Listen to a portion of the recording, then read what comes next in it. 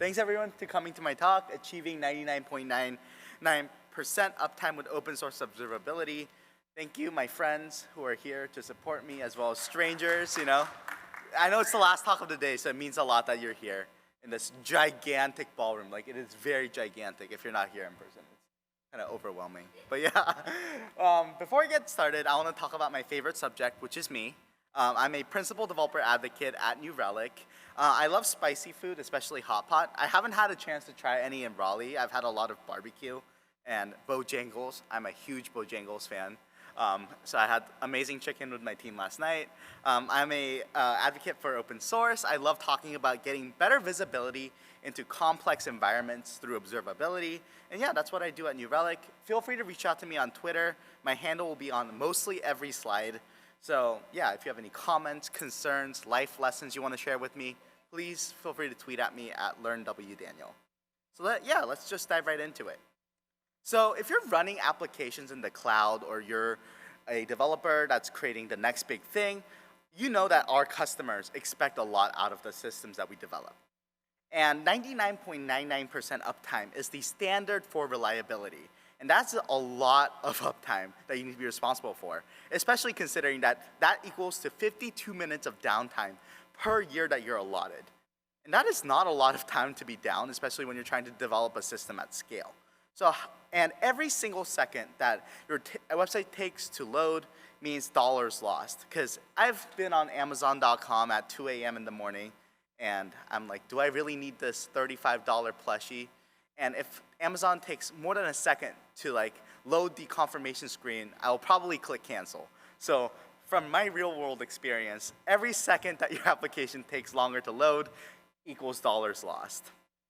And when your systems break down, things go down. So you will probably get a lot of angry customers clogging up your Twitter feed, or you open a lot of support tickets. It's not great. So what happens when that happens? Someone gets paged. Someone from your ops team, someone from your developer team gets paged and be like, hey, there's an issue. Our customers are not able to go and access this website or access this application. And then they go put out the fire the best they can. And here's a fact that I've learned from talking to a lot of SREs or people on call, is that no one likes to get paged. This is a very non-disputed, very universal fact. So how do we get happier developers and ops people and hopefully get them less paged? Because engineers that are constantly putting out fires aren't shipping new features or growing the company. And probably if you're constantly getting paged, you're probably going to leave. That's not a great work environment. So how do we fix it? So first, we need to make sure that when engineers do get paged, it is easier to fix the issue. So they're not spending hours and hours trying to triage the issue and trying to figure out what's going on in the first place.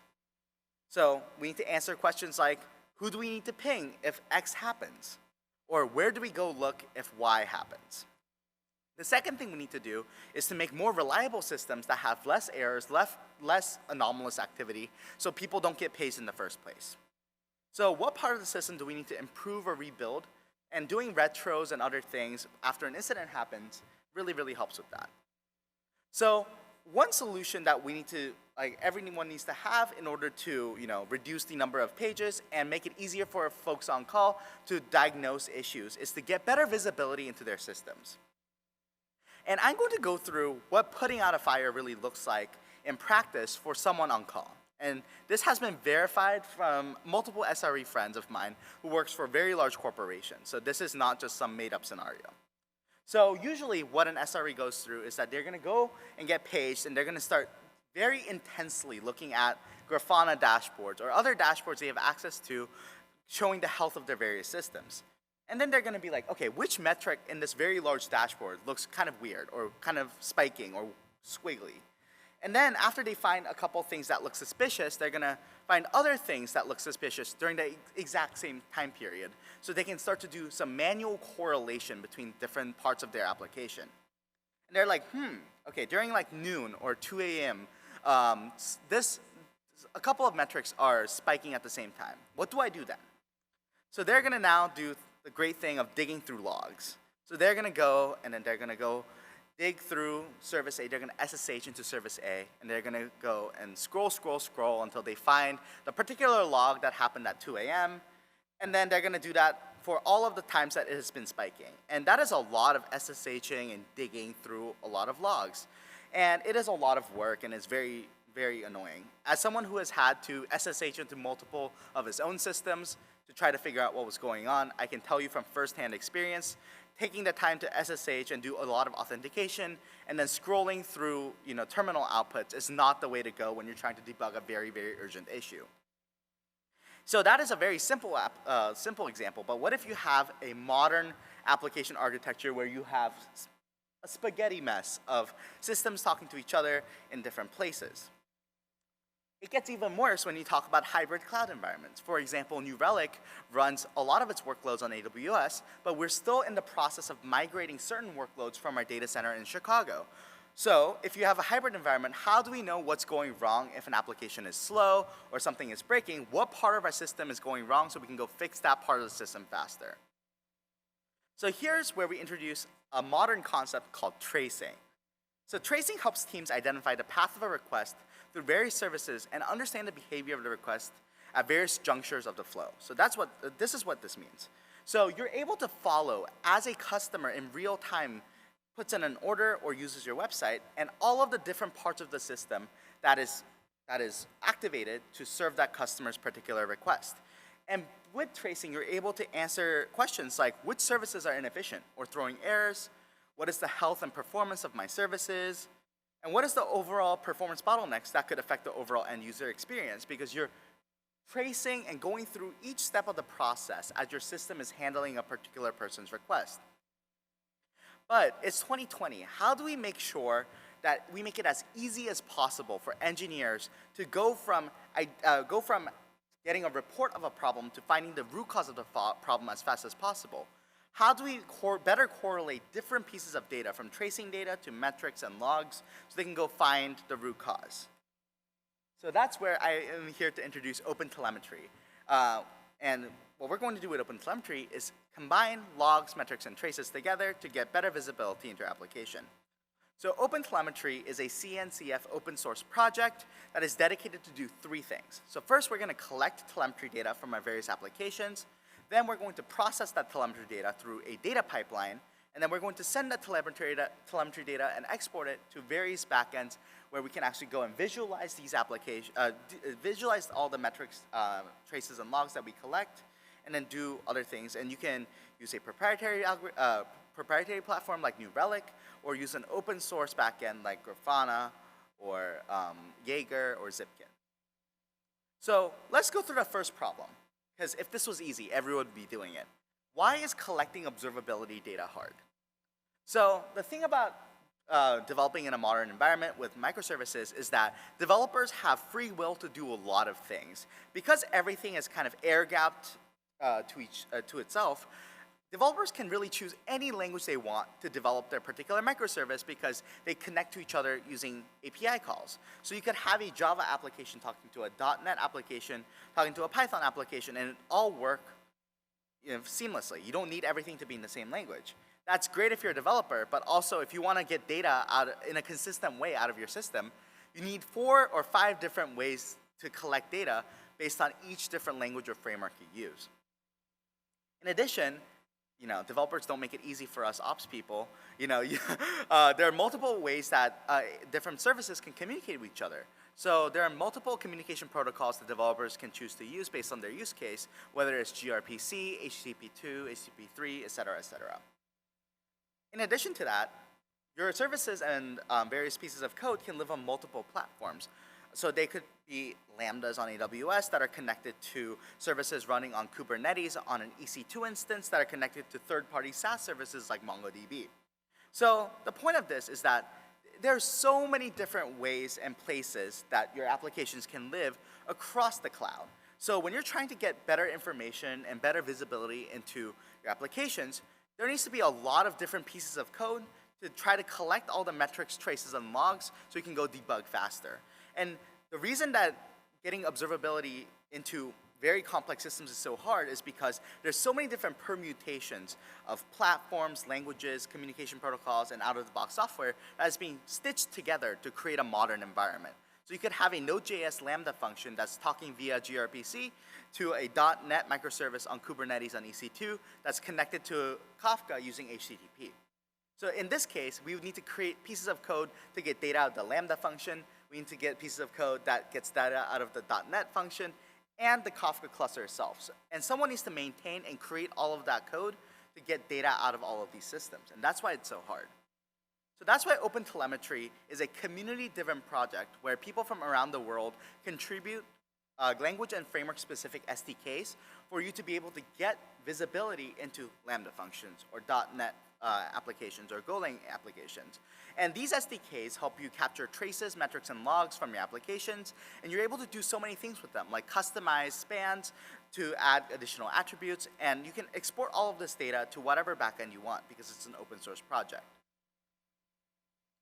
If you don't want to do all that and add huge SDKs to your application, for specific languages and frameworks, we provide auto instrumentation with OpenTelemetry. So these are 100% automatic and out of the box, and these replace SDKs. The downside of these is that you can't really customize particular traces and add custom attributes, but these are really good if you want to get up and running very, very quickly. So here's an example of how you get started with a Java application. Let's say you have a microservice coded in Java. All you have to do to get visibility into this Java application is add a jar file from OpenTelemetry and configure it with the command line. And what you can get with that is all the golden signals, like throughput, error rate, latency, et cetera, and also get distributed tracing automatically enabled out of the box. So all you have to do is configure this jar file, and you can automatically get started with getting traces, metrics, and logs from your Java application. So today, if you want to get started and want to try OpenTelemetry, you're like, Daniel, I'm so excited. This is what I would recommend getting started with because it's so seamless and out of the box. You can get so much data about your application's performance out of the box without that much configuration. So we talked a little bit about what the challenge is with getting data out of our applications and how OpenTelemetry helps solve the problem. But is what I'm saying, getting every single piece of visibility the best for your economic or your company? And the problem is that there's way too much data when we try to collect every single piece of data that's being generated from our application. So let's say you are a small startup and you have an application that's running on one single instance on AWS, and it's generating maybe 1,000 metrics, a couple hundred traces, a couple thousand logs an hour. It's not huge enough where it becomes a big cost factor, so you kind of go with it. And as your application gets more popular, the amount of metrics, traces, and logs get kind of out of control, and it becomes very, very expensive to be able to save all of that data and process it for you to get use out of it. Because doing anything with data in the cloud costs money, whether you're trying to move it with egress costs or when you're trying to process it, everything costs money in the cloud. So how do we make sure that we get the most out of all this data we're collecting? So here's an equation I came up with. It's how the actionable insights that you gain from all the data you produce divided by the overall data being produced is a return on investment on observability. So how do we increase the ROI of observability? The first thing we can do is reduce the amount of data that we're generating. And then the second thing we can do is increase the usefulness of the data that we're creating so we can hopefully increase the ROI of observability. So that's where another OpenTelemetry project, the OpenTelemetry Collector, comes in. So the OpenTelemetry Collector is a data pipeline for all of your observability data. And it's made out of 3 different components. The first component is a receiver. So these are open source components that get data into this data pipeline. The second component is called the processor. And the processor takes all the data that you're receiving into this pipeline and decorates it, samples it, and do other things to kind of manipulate that data. And finally, with the exporter, we're able to take all that data that we processed in the data pipeline and send it to every backend that you want, whether it's a managed platform like New Relic or an open source backend like Jaeger or Zipkin. I'm going to dive deep into each component. So the first component is the receiver. And the great thing about having an open source data pipeline is that everyone can build receivers that integrate with this data pipeline. So there are over 50 receivers that are open source and ready to use out of the box in the OpenTelemetry Collector contributions repo. And these have integrations with Prometheus, Elasticsearch, Zipkin, Fluentbit, all the major observability data generators. And the best part about this is that if you already have an observability setup in your Kubernetes cluster with Prometheus or Fluentbit for logs, you don't have to get rid of those and replace everything with OpenTelemetry. OpenTelemetry is meant so it can integrate well with existing sources of observability data. So an example of this is collecting infrastructure metrics. So let's say you're running a Kubernetes cluster that has a Prometheus server collecting metrics. You don't have to get rid of all of that if you still want visibility into your Kubernetes cluster. You can just use the receivers that are available online to just stream all the data being generated from the Prometheus server as well as the Kubernetes cluster itself directly into the OpenTelemetry collector. In addition, like platforms like AWS and Azure have created receivers that can stream data directly from their platform. So if you want to get infrastructure metrics directly from them, you're able to do so. The first processor I'm going to talk about now that we've collected all of this data is the Kubernetes attributes processor. And this is really cool because here's a theoretical scenario that I actually have run into in my job. So let's say I have my awesome app, which is a Golang application running on Kubernetes, and suddenly the error rate for my awesome app spikes.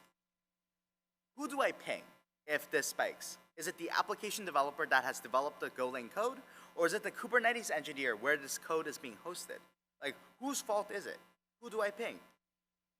So the Kubernetes attributes processor is part of the OpenTelemetry collector. And what it does is that it adds metadata to all of the logs, metrics, traces coming out of your application and injects it with the Kubernetes pod name, the deployment name, and the cluster name. So in the backend, what you're able to do is correlate application level traces, metrics, and logs, like for example, the application error rate, with Kubernetes pod CPU usage or infrastructure metrics. So next time you run into this situation, you're able to go to your dashboard and correlate a particular application level metric to an infrastructure metric. So if something spikes, you're quickly able to tell if it's a Kubernetes problem or an application level problem. So in this case, it's probably going to be a Kubernetes issue since both of the metrics are spiking for both the application level metric and the infrastructure metric.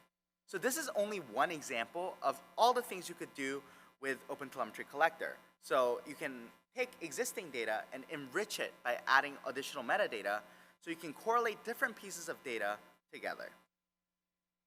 Another processor that I want to talk about is the filter processor.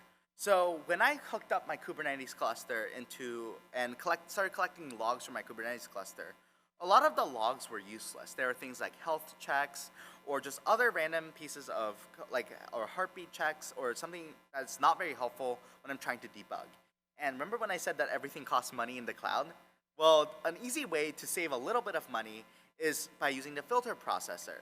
Because a lot of these health checks and other kind of meaningless logs are pretty standard in terms of like the messages that they have, you can set up regex as well as specific filters that drop all of the logs or other pieces of data that you don't want to collect and keep and export into your backend to save a lot of money. So when I started implementing these rules using the filter processor, I was able to save around 20% of my entire ingestion cost just by dropping a lot of the meaningless log statements that I had in my Kubernetes cluster. So this is a way that you can save a lot of money and hopefully export less data. Another cool processor I want to talk about is the tail sampling processor. So let's say, for example, my application is generating a bunch of traces, and the ones in red are the traces with a particular error I'm trying to debug. So only a couple out of the large amounts of traces I'm generating. At scale, you don't want to keep every single trace that you generate because that would be a lot of traces that you'd have to kind of save and process. So a lot of organizations implement head-based sampling, which means that I'm going to do something like sample 1 out of 10 traces or 1 out of 100, 1 out of 1,000 traces. And as I decrease my sampling rate, the likelihood of the particular thing I'm trying to sample landing on that particular thing I'm trying to debug gets lower and lower. In this case, for example, you can see the little traces, the rectangles in the green are the ones that are being sampled, and the red is the one that I need to collect to try to debug the error. So that becomes a problem when you try to do it at scale and you're collecting too little amount of traces for the overall amount of traces that you're generating.